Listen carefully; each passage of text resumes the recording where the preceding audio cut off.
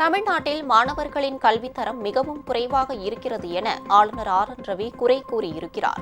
அதேபோல் துணைவேந்தர்கள் மாநாட்டில் பங்கேற்கக்கூடாது என்று வீடு தேடிச் சென்று காவல்துறை மிரட்டியதாகவும் அவர் குற்றம் சாட்டியுள்ளார்.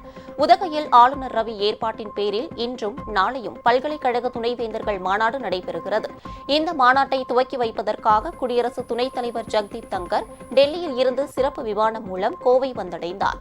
அவரை தமிழக அரசு சார்பில் அமைச்சர் கயல்விழி செல்வராஜ், நாடாளுமன்ற உறுப்பினர் கணபதி ராஜ்குமார், மாவட்ட ஆட்சியர் பவன்குமார் உள்ளிட்டோர் வரவேற்றனர். இதைத் தொடர்ந்து ஹெலிகாப்டர் மூலம் திண்டுக்கல் வருகை தந்த ஜெகதீப் தங்கரை தமிழக ஆளுநர் ஆர் என் ரவி, நீலகிரி மாவட்டம் ஆட்சியர் லட்சுமி பவ்யா ஆகியோர் மலர் கொடுத்து வரவேற்றனர். தொடர்ந்து கார் மூலம் ஆளுநர் மாளிகைக்கு வந்த தங்கர் பல்கலைக்கழக துணைவேந்தர் மாநாட்டை துவக்கி வைத்தார். தொடர்ந்து காஷ்மீரில் துப்பாக்கி சூட்டில் உயிரிழந்தவர்களுக்கு 1 நிமிடம் அஞ்சலி செலுத்தப்பட்டது.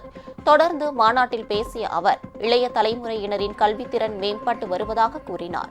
மாணவர்கள் அறிவியலில் புதிய ஆராய்ச்சிகள் மற்றும் கண்டுபிடிப்புகளை மேற்கொள்ள வேண்டும் என்றும் கேட்டுக் கொண்டார். தமிழ்நாட்டில் கல்வித்துறை மேம்பட்டு வருவதாகவும் குடியரசு துணைத் தலைவர் ஜெகதீப் தங்கர் தெரிவித்தார். முன்னதாக மாநாட்டில் உரையாற்றிய ஆளுநர் ஆர் என் ரவி, தமிழ்நாட்டில் மாணவர்களின் கல்வித்தரம் குறைவாக உள்ளதாகவும் பல்வேறு பல்கலைக்கழகங்களுக்கு நேரில் சென்று ஆய்வு செய்த பின்னரே இந்த கூட்டத்தை நடத்த முடிவெடுத்துள்ளதாகவும் அவர் கூறினார்.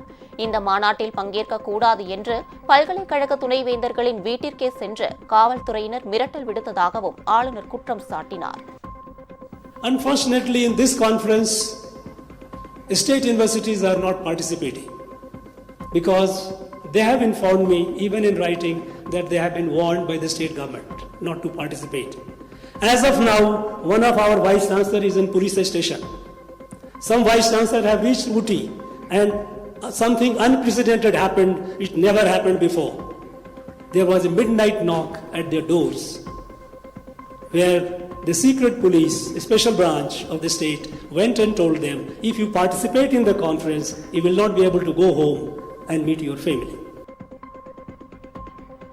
மொத்தம் 54 பேருக்கு மாநாட்டில் பங்கேற்க அழைப்பு விடுக்கப்பட்டிருந்தது.